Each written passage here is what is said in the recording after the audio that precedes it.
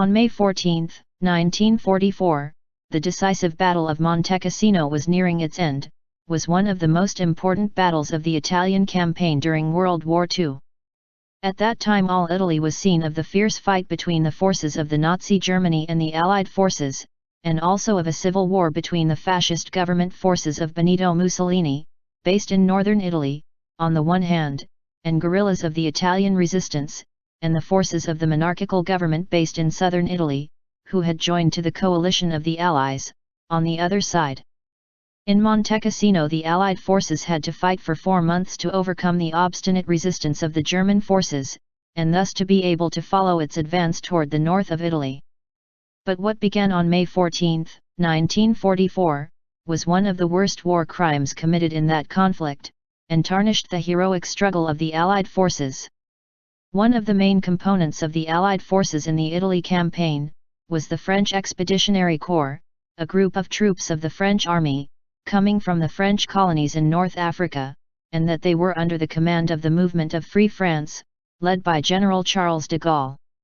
Most of the soldiers of the French Expeditionary Corps were the so-called Gaumiers, North African men of Arab and Berber origin, and of Islamic religion.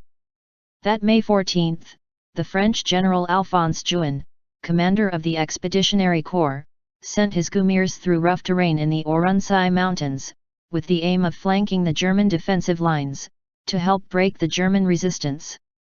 On May 18 the battle was won, but then hell began for the civilian population.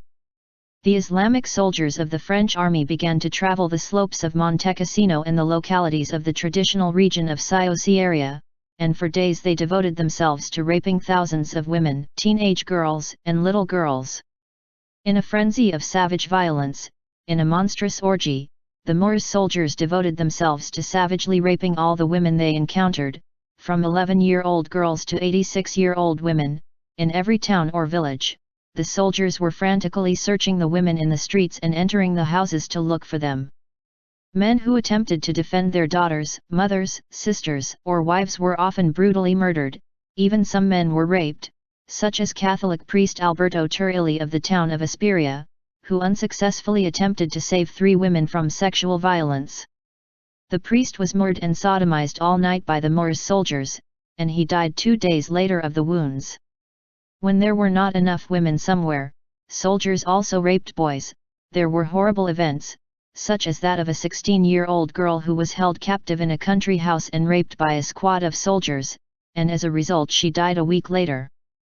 Doctors who treated some surviving victims reported things such as anal lacerations and in vocal cords as a result of forced penetration, or women with broken teeth, to prevent them from biting their rapists who forced them to practice oral sex.